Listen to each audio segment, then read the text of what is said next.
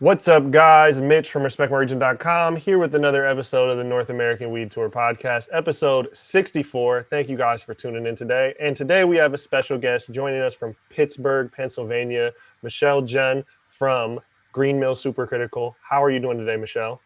I'm doing all right. How are you? I am doing fantastic, man. Fantastic. And so we usually kick these off with a little bit of an introduction to yourself in regards to your history around the plant being cannabis. You don't have to share anything you don't want to share if it predates or to get too vulnerable. So it could be kind of your history around the plant or just your history within this industry. Oh gosh, so I was whether legal or not, a user for a long time. It changed my life. I was able to get off antidepressants, anti-anxiety. I'm like super type A and high strung. And so, I wanted to feel like myself, and the plant, gave me an opportunity to do that. And so I've always kind of looked for new and challenging experiences and, in my career. And we just kind of fit the bill.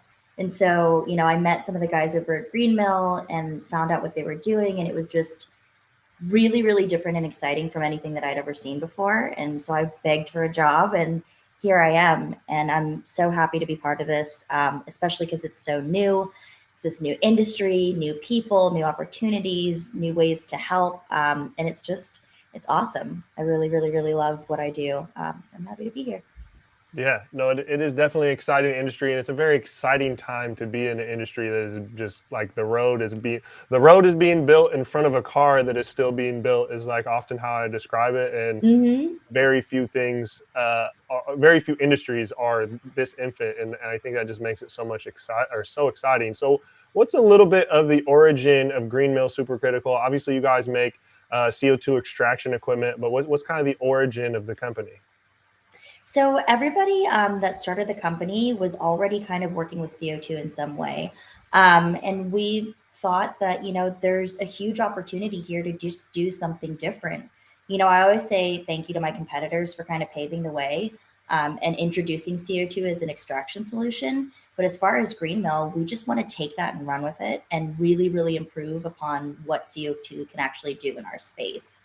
And so, with that knowledge of CO2 extraction for chromatography, which is a super specific process, our company was like, hey, we can put this into extraction. It's not chromatography, but it's the most precise extraction you can do. It's safe, it's repeatable.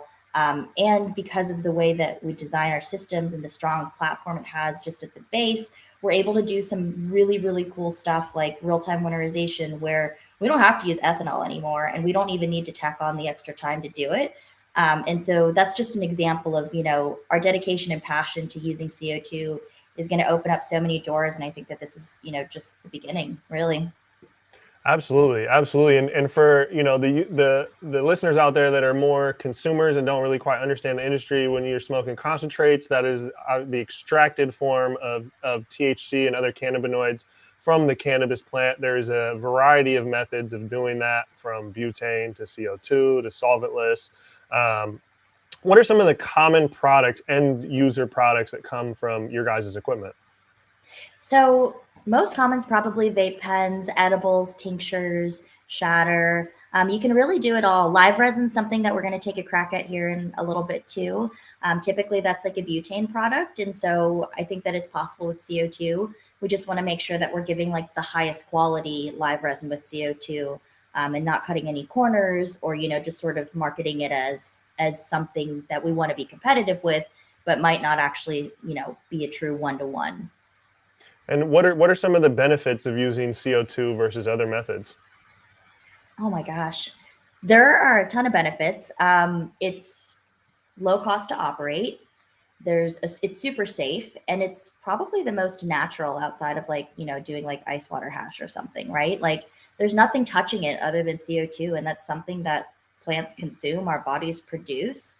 And so it just makes for a really easy, safe, efficient process. And yeah.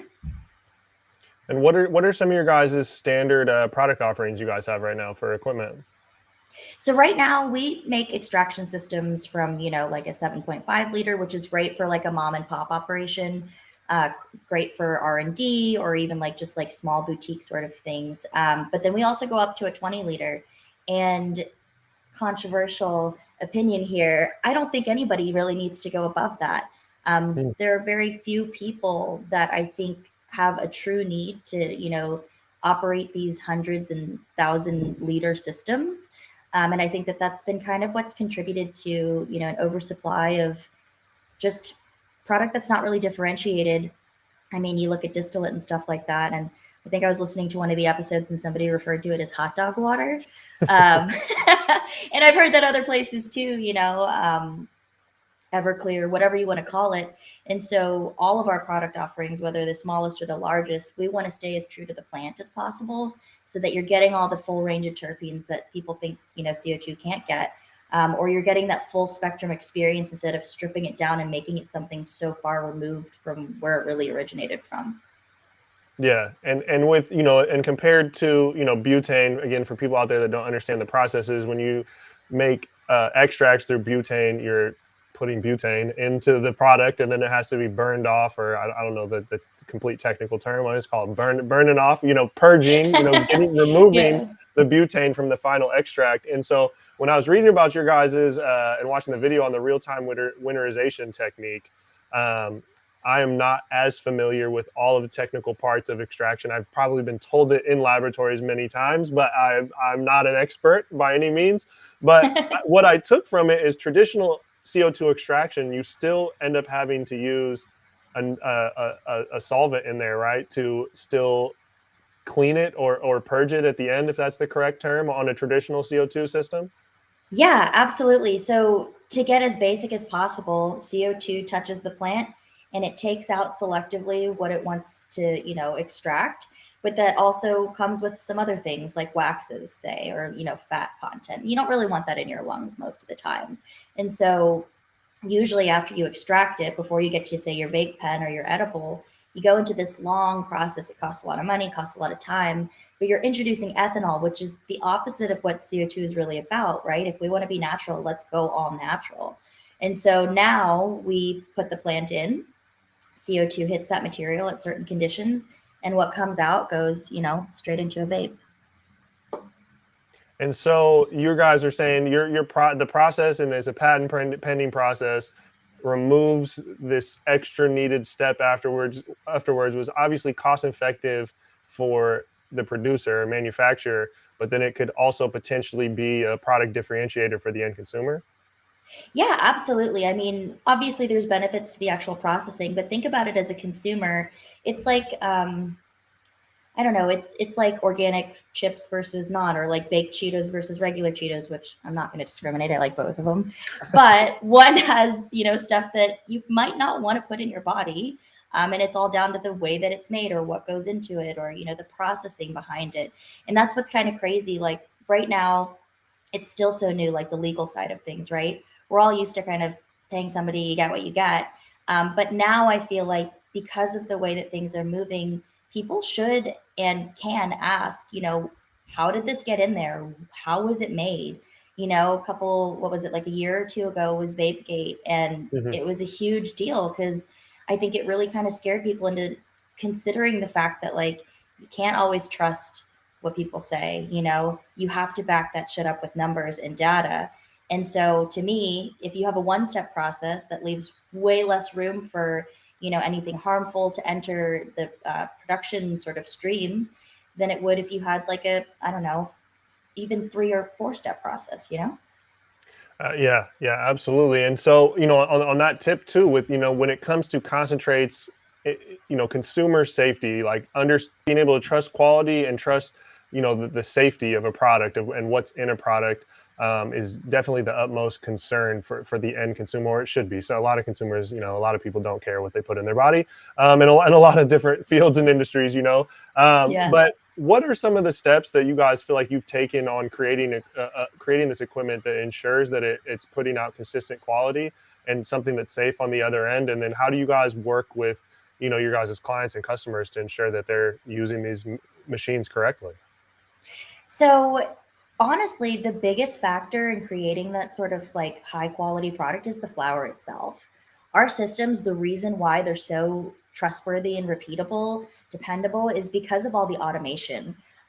There was this like whole culture of extraction artistry, which I still really respect, and I think that it needs to stay in the industry. But there are other ways to utilize tools in, you know, a better and more sort of updated way. And so, you know, everything on our system is automated, but it doesn't mean that you don't have that creativity or flexibility.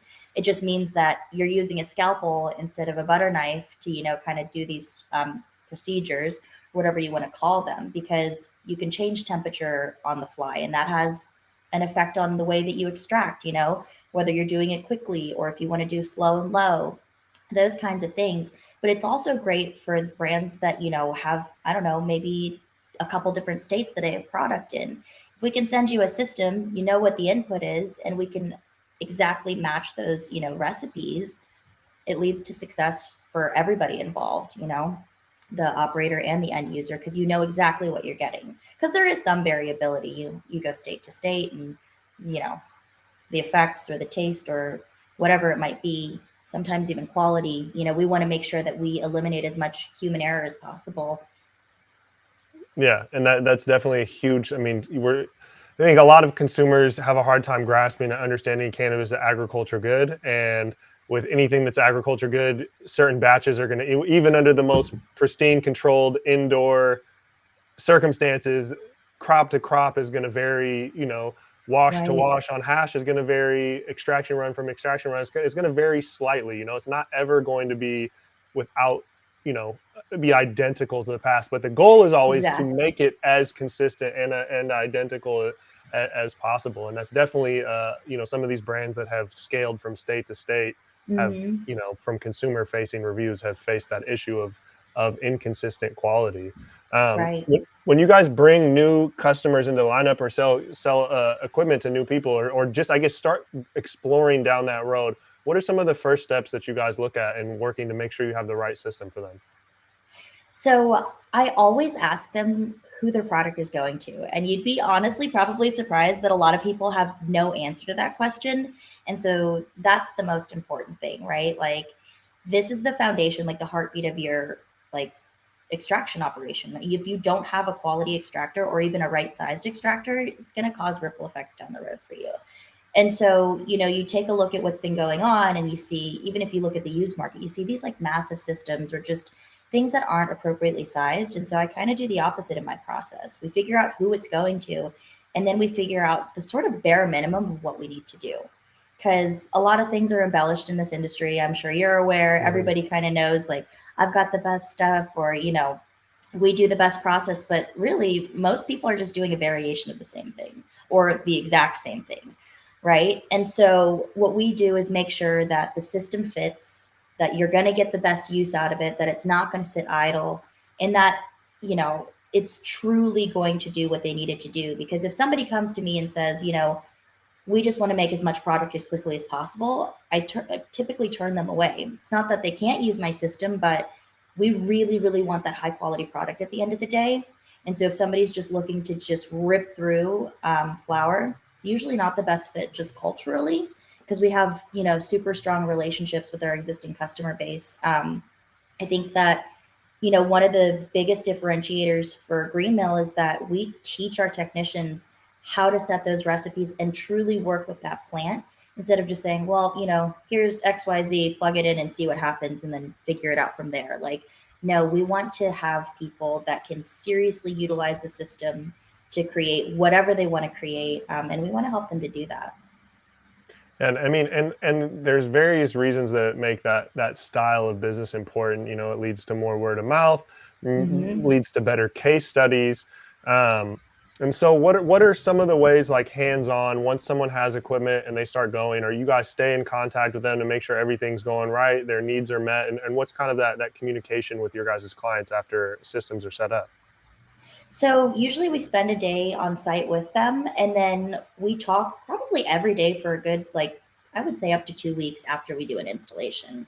Most of the time, just because we want to be totally on the ball, whether they know what they're doing or not, we want to be proactive in making sure that they're getting what they need. Because even if you know what you're doing, it's still a new piece of high pressure equipment. And so we want them to feel safe. So it's always nice to have somebody in your corner. But even after that, I mean, some of my customers have become almost like family. And that's really why I love working for Green Mill in the first place. Like, we're a smaller company. We're in about 50 plus labs, not as much, or as large as some of these other companies, but I think that, our customer base is extremely loyal. You don't really find anything, yucky about Green Mill out there.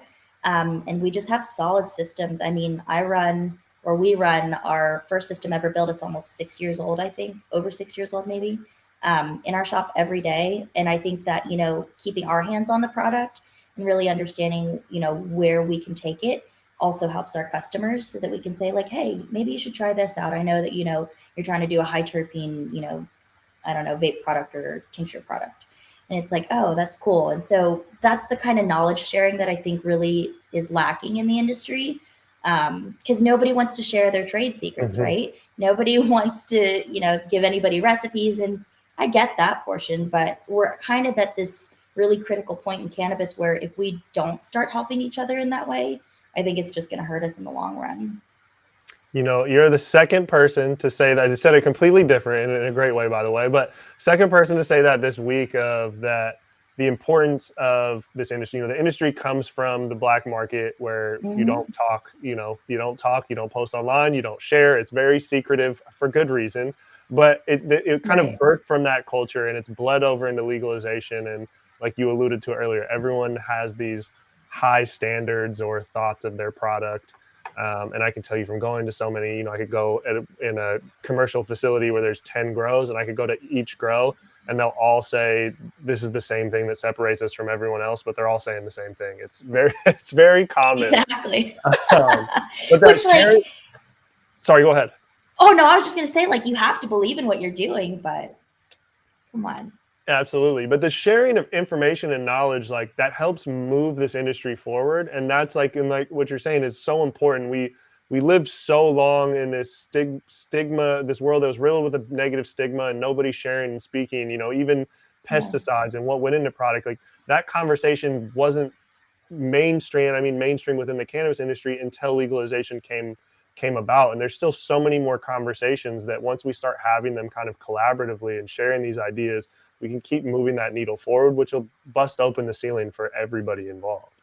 Yeah, absolutely. I mean, it was kind of crazy, right? MJ Biz was just a couple months ago, and quite frankly, I always dread going. Like, it's a lot of talking, which is what I do for a living anyway. But the face to face and just everything going on, it's kind of exhausting. And then on top of that, being kind of the small fish in this ocean of, opportunity. Not a lot of people always hear about Green Mill. We're pretty quiet, and word of mouth is really what gets us, into new labs and whatnot. But when we got there, it was cool because every single CO2 extractor was forced to talk about real-time winterization. Like, I think that, me personally, I'm kind of tired of being quiet about what we can actually do on this side of the equation. I think that it's been a really predatory environment. These companies sell these systems that really don't do what they say they can do, or, they do a fraction of what they could, say they can do. And it's just not fair. And so we've kind of forced the CO2 industry's hand and said, like, hey, while you guys were kind of, calling attention to other processes that really don't apply to CO2 extraction for cannabis, like co-solvent, right? You really don't need that if your system can hold conditions properly. Instead of doing that, like, why don't we use just CO2? Now everybody's like, oh, we've got real-time winterization coming. And I'm like, yeah, but we have it now. And so it's kind of exciting. And that was going to be one of my questions is, I was at MJ Biz this year. It was overwhelmingly large. The trade show floor was just overwhelming is the only way I can describe it. Like, even just I didn't even walk the majority of the floor, because you just look up and you're like, Jesus, this is major. It was big. But with so many companies there selling equipment, and there's a lot in the extraction space, that was one of my questions is, what have you guys done to kind of stand out in a crowded field? Obviously being a smaller player, but in a crowded field, especially like a trade show like that, is what are some of the ways that you guys have made an effort to stand out? So it's a number of things, right? And I proved that it worked because literally, I think Hashatron, which, shout out to them, really nice guys, but they brought a massive storage container. And so you literally couldn't see our booth unless you knew we were there. And I think, how we stand out has been through the relationships that we've made with, reputable consultants, with companies that love our product and, our service, because then people start to find us. Like, it was so cool. I got to talk to people that were like, I've been watching you guys for like 3 or 4 years, or, you and I have been emailing back and forth for like 2 years, and I'm sending all my buddies over. Like, I think probably over 50% of the people that came and saw us were referrals. And so it just, it's creating those strong relationships. But then the other flip side of that is we have those strong relationships because we're trustworthy, because we're probably one of the only extraction companies that is willing to show the data, even the stuff that might not look as great. Like when we were developing real-time winterization, we had some efficiencies that we needed to improve. And so we shared where we were, we shared where we wanted to be, and now we're there. And so I think that people aren't used to seeing the numbers around that kind of stuff, like percentages of wax content or, whatever it is, whatever measurement. And a lot of people don't understand it. But the fact is, it's there. We lead with that. And we don't say, we don't talk about anything in extremes, right? We want to do everything conservatively, realistically, because you don't make a business plan on the absolute best case scenario. It should be absolute worst case scenario. And so it's kind of the approach we take. I love that. I've put together many of budgets for many of projects, and that's my Yeah. personal, especially if I'm putting my own money up, is like, can this work? In the worst case scenario, what will it look like? All right, we're good to go. Anything above that is just icing on the cake. Exactly. And so, back to the real-time winterization, is how long did that process go from like having this idea, hey, this might be something worth exploring, to like, all right, we have a viable product? So it's crazy, right? The idea was from years and years ago. Our director of R&D, Jesse Turner, he's been a CO2 extraction guru, and he'd hate me for saying that because he's not like a flashy guy. But kudos to you, Jesse. You're doing a great job. It was like a dream of his to make this a reality.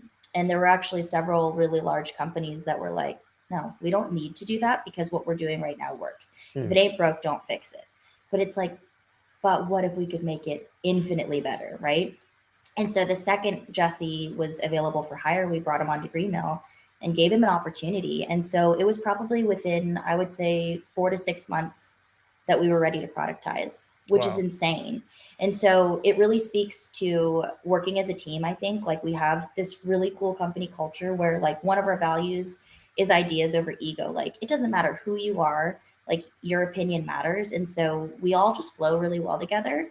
But then you look at the fact that like the actual system that we produce was also one of the biggest reasons why he's able to do what he did for us. And for the industry, really. I mean, this is seriously groundbreaking technology.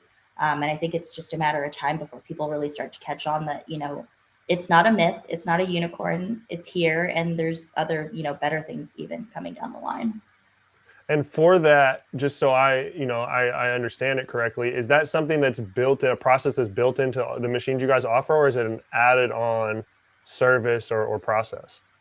So it's a module. You can add Okay. it onto existing systems, which is great because our current customer base, if they ever wanted to utilize it, no problem. But yeah, so some people really want to use it. And I think it makes a lot of sense, especially for startups. Or if you're going after, a specific like type of product, like, fully organic, high terpene, full spectrum, hopefully soon live resin, CO2 oil. But then, of course, there's other, larger companies who already have existing winterization sort of setups.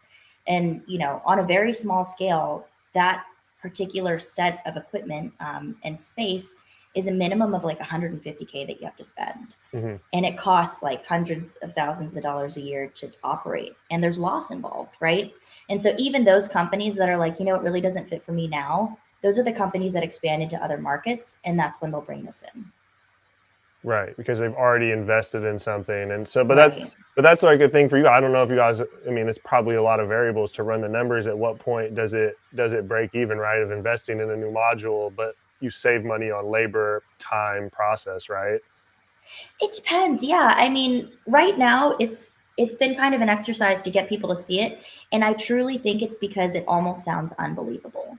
Mm. Like you're talking thousands of dollars instead of hundreds of thousands of dollars. You're talking 0.001 loss instead of 5% loss like people are used to. I just did a call with a company the other day and they were like, oh yeah, our efficiencies are great. We're only losing like 3%. And I was like, well, what if you could lose 0%? Year over year, that adds up, and people get kind of bug-eyed. And so I think it's really important for people to see it, touch it, feel it. And, with this first round of installs, hopefully our customers will be open to showing it, because it's really, really exciting. And I think that, the extraction world is narrowing and CO2 hopefully will come out on top or somewhere near the top, right? But there's always something new around the corner. So we've got to stay agile. Absolutely, absolutely. And I mean, I think CO2 is definitely carving that name as, BHO really set the tone, and at least my Mm-hmm. introduction to extraction. Well, that was pre, legalization. And Yeah. thinking back at that BHO I looked at, I'm scared for my future self's health of what I ingested.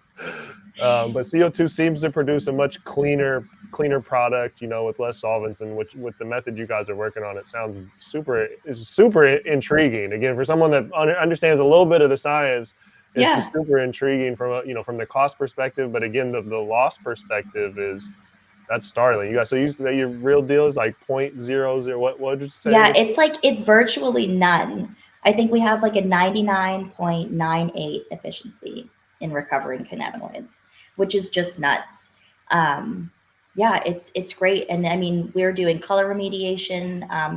And so the oil's coming out, a beautiful color consistency. If you want flavor neutral oil, we can pull that too because it's so efficient at pulling off all those terps in the beginning. Like you have a ton of flexibility. It's crazy because people are so hesitant to embrace new things, even though everybody's kind of like, we're all just trying to figure it out, right? Mhm. And so I think that there were certain things floating around in the extraction space, from other manufacturers that really kind of slowed this success down, just because it has been promised for a long time. And this is the first time that any company's been able to really deliver it. Because it's always like, oh, yeah, we've got waxless. It's like, well, what percent is left? And they're like, oh, like 2. And it's like, no, it has to be 0.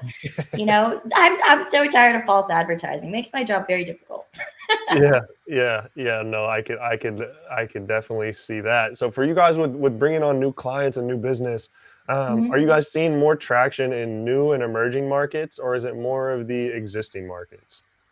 It's mostly new and emerging, I think, because people are able to look at the sort of mistakes, and the good things that have happened in other markets. But these new and emerging markets, I always tell them like, you can do things the same cookie cutter way as everyone else. You have to make sure you have the best flower. You have to make sure that you have the best technicians who actually know what they're doing in formulation. But what if you could have a completely sort of novel process Hmm. and all of those things? You need a leg up. I mean, turnover is already high, but even like that's why you see all these extraction systems on the used market, right? Businesses go under every day. And so if you don't have a solid plan from the beginning, if you're not selecting the right equipment, and that right equipment has to also have the team behind it to support its use. And that's really, really what's important. And so, yeah, in these new markets, real time winterization is really the only configuration that I'm selling. There's very few people that want to do it the traditional way anymore. Yeah, that's interesting. That's something I've learned just through my travels. I was just out in Massachusetts for the first Mhm. time. I don't even know, a month ago. I've been on the road so much. I don't know, a month ago, 2 months I hear ago. you. But in visiting some of the facilities there, that was definitely something that stood out to me, was like seeing some of these products that I've been seeing for 6 or 7 years on the West Coast. But some of the few, like, okay, if that were improved, it would be even better. The Yep. couple of those points, I saw some people on the East Coast having those products without that. And that was when I asked them, they're like, well, we just were, thankfully we have 6 years of someone else's data and mistakes and successes to look at to now Yep. set our system, build it off of the, off of their back, not in a negative way, but, and it's really impressive to see what people can do within a new state or a new market. I guess the opportunities that they're afforded with starting out with this information, as opposed to, I Yeah. live in Washington, we're the second state to have recreational cannabis. Like, you went from a garage or a house to, Yeah. 30,000 square foot facility. There was no model to base it off of. Right. And that's super, yeah, that's super interesting. And so for how many of these people that you guys are setting up facilities, how do you feel like a lot of your guys' customers are new to the extraction space, or they have that experience, they're just new to the market that they're bringing them in? It's honestly a pretty mixed bag. I think that it feels like there's a lot of people that have no idea what they're doing, just because I feel like the word consultant in this industry is a little bit looser than you might find in others.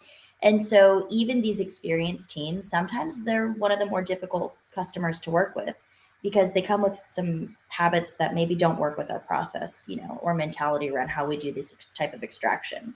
Because, at least for CO2 specifically, for a long time, there was like, oh, you've got to feel it and you've got to touch the knobs and you've got to do this. Well, we've taken that away. So if you don't actually understand the science of what's going on and you don't have a team supporting that, it's kind of almost brand new, right?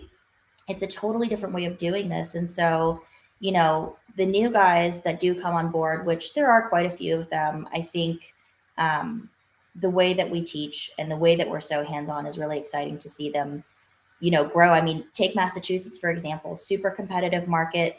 Biomass is like wicked high. It's Hmm. like disgusting how expensive it is, really. And our customer, I think, took three different categories: first place in vapes, or I'm sorry, edibles, and I think also two different vapes for high times against all the big guys. And it's just a father son team, that has the system and was really passionate about, learning and really embrace the training that was provided by us and some experts that we introduced them to. And that just is kind of a testament to the tool and, where you can really take this stuff if you're doing it right from the beginning. Yeah, and that's something that is, I'm not a stranger to hearing, is being able to train someone new as opposed to retrain bad habits Yeah. can sometimes be a little bit easier, no matter what you're talking about. Right. Um, and for yourself, working in the cannabis industry is no stranger that the cannabis industry is a male dominated industry, is a Caucasian male dominated industry, which I happen to be a part of that demographic. I'm adding to the Yeah. statistic. But recently there's been I've read a couple good pieces from some females I know in the industry just about some of the downsides of that in the industry. And we've been interviewing quite a bit of women and just talking about their experiences of being in a male dominated industry. How much of that is noticeable to you coming from a woman's standpoint, and how much of it is like a negative side, or is it kind of indifferent to you? So it's kind of comical to me. And it's very noticeable. I mean, my whole career, I was in the military. I worked in the automotive industry. Like, I'm no stranger to playing like in the big boy sandbox, whatever they want to call it.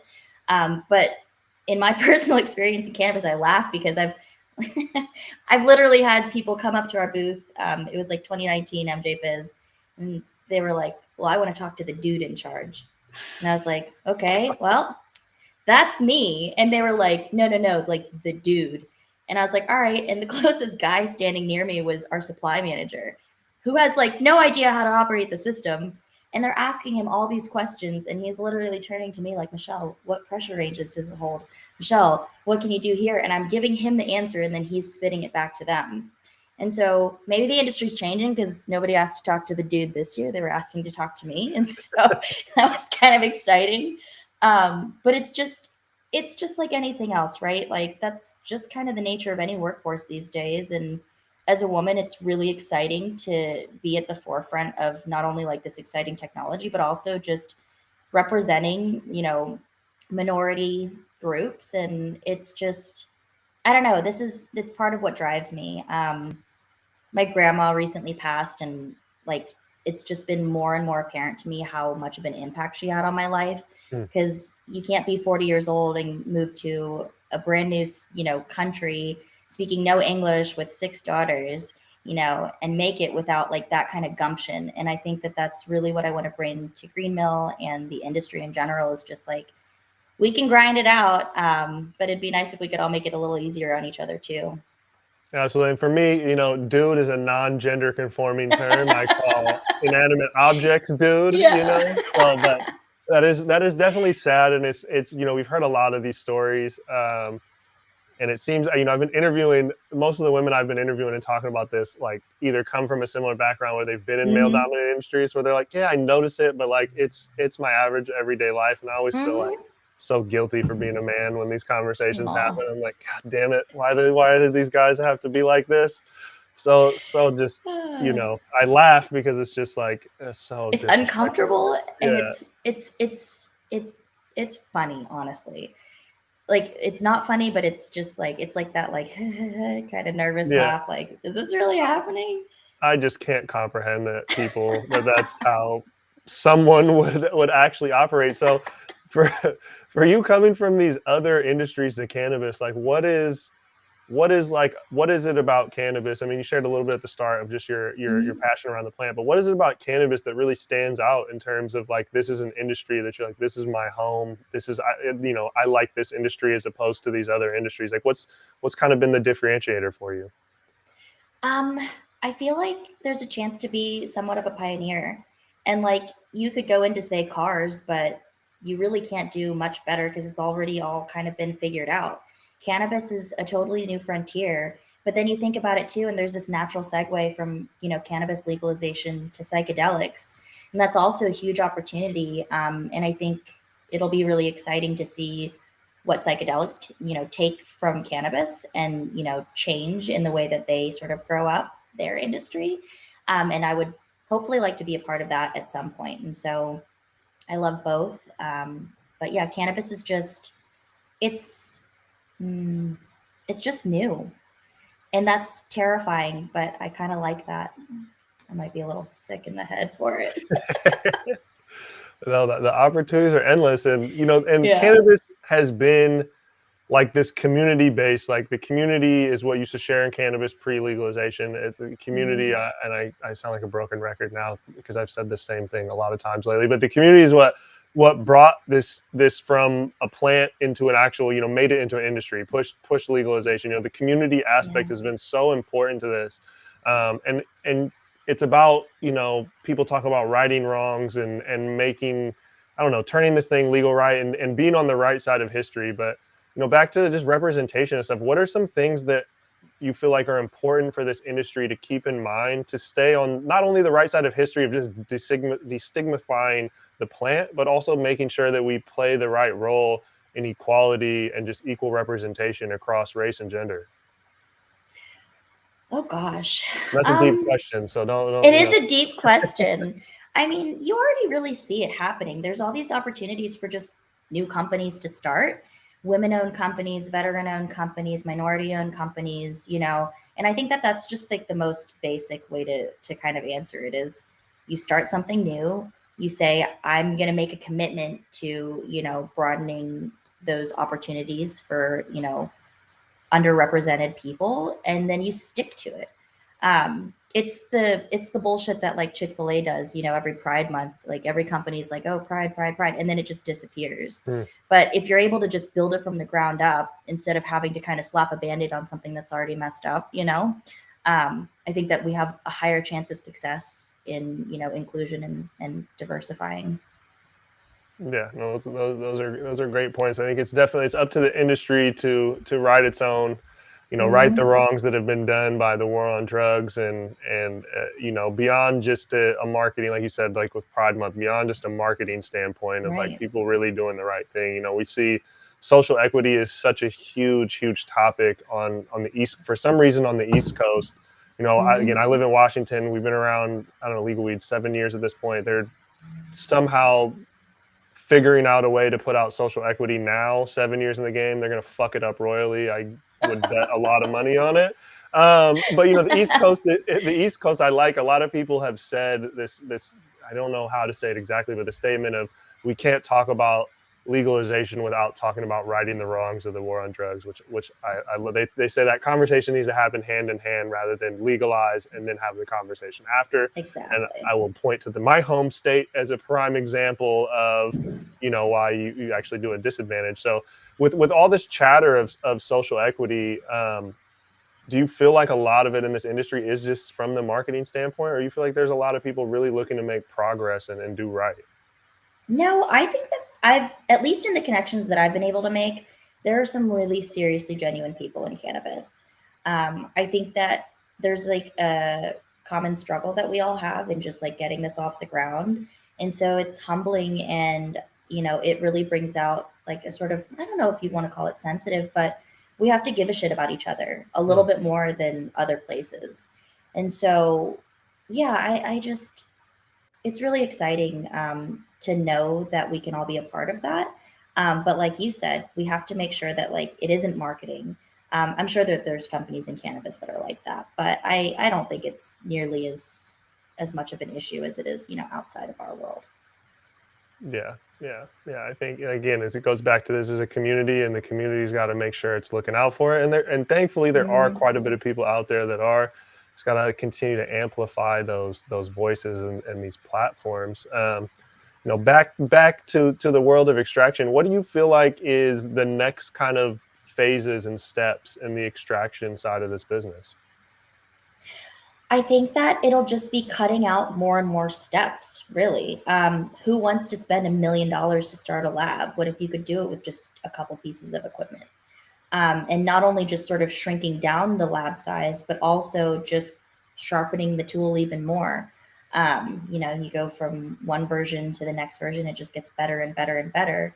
Um, and so that'll allow us to, extract different types of botanicals, maybe extract, cannabinoids that are a bit more rare, instead of just sort of doing blanket extractions in certain situations and whatnot. And so, yeah, real-time winterization is a huge deal, but it's not the last thing Mhm. that you'll see from Greenmill or really anyone else. I mean, this is just sort of, I think, setting the pace. I really truly think of it as like lighting a fire under CO2 extractions, but like it's needed it for a long time. We've needed to shake things up. I just think that there's not enough room for all of us. And so I only want to play with the serious people. Mm. And so if people are seriously wanting to innovate, then they'll step up to the plate like we have. And with that, this constant pursuit of innovation, right? Is that something that Mhm. you guys feel like Green Mill is committed to? Just the constant pursuit of continual innovation. Yeah, it's like one of our pillars. Like you can't work for Green Mill unless you are that way. Intellectual curiosity, a willingness to try new and difficult things, like those are the top of the list. And so if everybody from like the accountant to the production team to myself or really anyone on the team, as long as we all keep that in mind, I feel like those are the companies that have, a real chance to make a difference. When you have, people that bring ego into the situation, or they just want to sort of brag about, oh, I engineered this and I did that. Like it doesn't benefit the customer at the end of the day. Like we have to operate, what do we say? Like with no light between our shoulders, Hmm. shoulder to shoulder, same pace, same vision all the time. And that's, I think, what we do on a daily basis. And what do you think is the root cause of innovation? Where's a lot of the innovation, or like these ideas? Where do you feel like they stem from? And again, that's probably a broad question, but Well, we're a big group of weirdos, and that's absolutely where it stems from. Like, we have people who, like, in their spare time, their hobby has been to, like, literally make a crane that, like, hangs from their bedroom ceiling to pick things up, automated, put them back so that they don't have to clean. Like, those are the kind of people that we have working at Green Mill. And so, if you think about it from that way, like, I'm probably the least interesting of the whole bunch. Like, it's inevitable. Innovation will happen if you have the right group of people. we had a comment. He said, like for the weirdos. So Hell yeah. yeah, I mean, I love that, because I always classify myself as like a nerd, and I classify it in a good term, right? Like growing up, you didn't Yeah. want to be a nerd, but like as you get older, like whatever you nerd out about or really nerd into, that just becomes such an asset. It means you really know something, you're really passionate about it. Like if someone else doesn't share that passion, they're gonna be like, slow down, man. Like Yeah. you're going all the way over here. Um, Exactly. and so what is it for you guys, just like when you guys have these ideas and start sharing them, what does that generally look like? Is it a group setting? Does someone start testing it and bring something, or how's that kind of those conversations start? Um, Oh my gosh. Well, it depends on who's starting it, right? Like our founder is like, he's like a genius. He's always thinking about a million different things, and he'll like run by somebody's desk and be like, blah blah blah blah blah, like we should do this, and then he zooms away and it's like the next thing. But we have like a big brain board, like there's tons of ideas. We have an ever growing list of R&D projects that we want to tackle. It's just about prioritizing.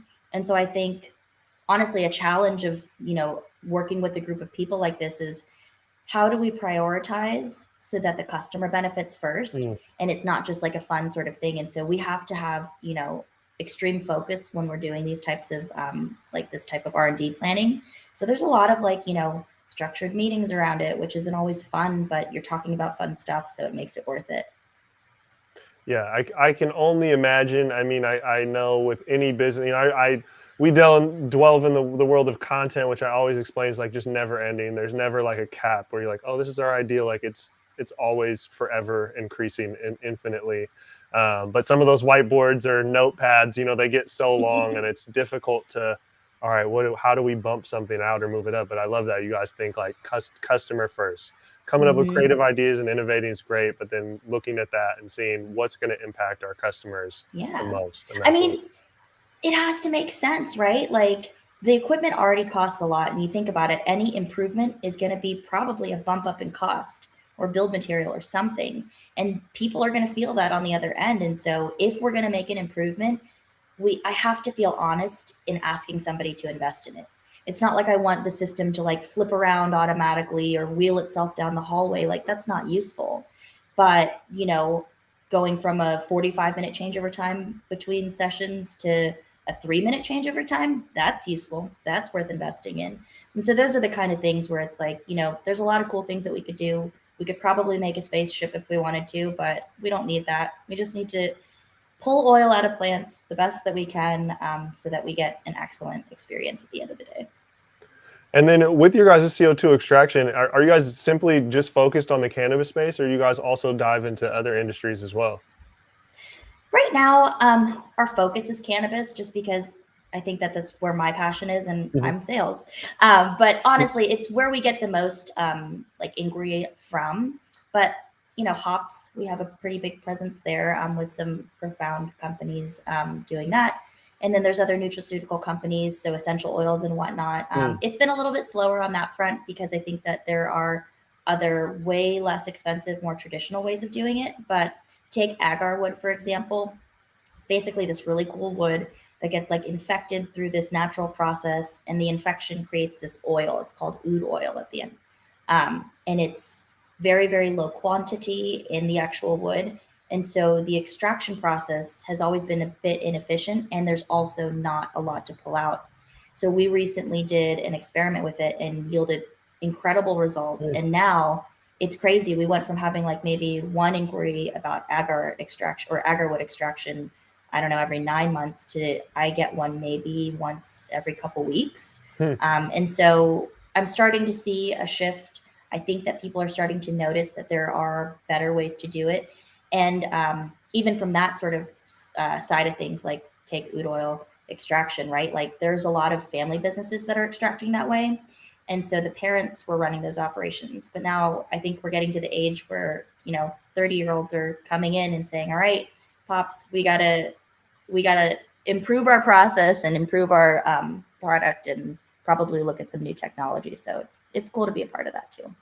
Yeah, and I was actually, one of my questions was on the hops front, so I'm glad that you brought that up. Is, Hmm. as I've learned just doing this content on the cannabis side and nerded out on the science and learned about terpenes and extraction, terpenes are something I never knew. Cannabis brought my understanding of terpenes and extracting them, and then doing some work with some craft beer companies. They started talking about extraction and terpenes. I'm like, wait, you guys do that too? And I was like, oh man, this is like this thing about that I learned from cannabis applies to so many different spaces. So, have just out of curiosity, because I haven't got to ask this question to anyone in the extraction space, is has kind of the technology and the innovation around cannabis specifically, has there been benefits of that then have gone on to other industries, or has it been this techniques that have existed in these other industries and cannabis is benefiting from it? I think for our equipment specifically, we offer just a different way to do it. Um, to this point, a lot of these hops extraction sort of operations have been using really, really massive systems that have been sort of just the way they are for a very long time now. And so we work with a company that has one of our pilot scale systems, and they're able to do a ton of R&D. They've got they supply a lot of beer companies across the country, in the world, and so to have the flexibility to do different varieties of hops and do smaller batches, or play with the fractionation, which is basically just separating different types of oil from one extraction. We can collect those all at once, and so it gives them more flexibility. I don't know if it's like changing the way that they're making beer, but it's creating efficiencies in the process of which you find out what works and what doesn't work. Yeah, I think, does that make sense? Yeah, no, definitely. I've just, like I said, I got introduced it through like just this talk of terpenes, and I know it's nothing new. Mm-hmm. It relates to the essential oils, but just in learning in hops and like what they're doing to, I mean, I guess craft beer has really exploded over the last like 20 years of just that whole approach of, hey, instead of doing it, everyone doing it one way, let's start exploring these different flavor profiles. Yeah. And it seems to have exploded even more so since cannabis is legalized. And so that's why I just kind of been personally curious, like how much cannabis has kind of helped innovate to other industries. I'm gonna keep my eye out for that now. All right. I don't know. Yeah. That's, I'll be smoking at night and my mind be Yeah. thinking about that, I guess. That's way more like intellectual than what I think about when I'm smoking at night. Like the aliens exist. Oh. Yeah, string theory, That's funny, man. So awesome. Is there anything else that you feel like the people need to know about? This is where you can shamelessly plug, or you can play it sly and coy, but is there Oh anything else man. people need to know about Green Mill Supercritical? You have to know that our doors are always open. I think that's what I'll say. Come see us in person, call us. I am very quick to answer the phone. We can do anything virtually these days, but we're an open book.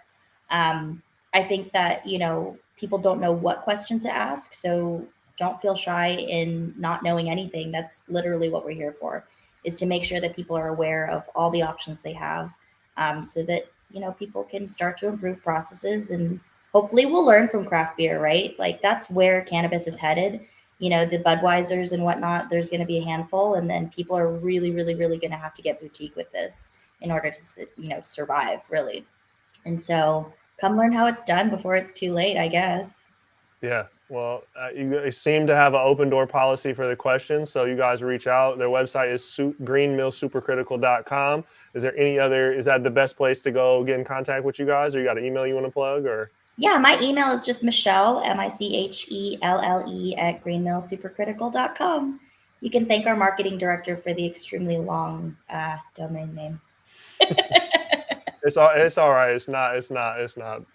It's I not mean, so bad. at least it's normal words. You don't have to respell things. That's when things get. I've learned that from past businesses where like you spell, this is the word. It's very common, but we spell it.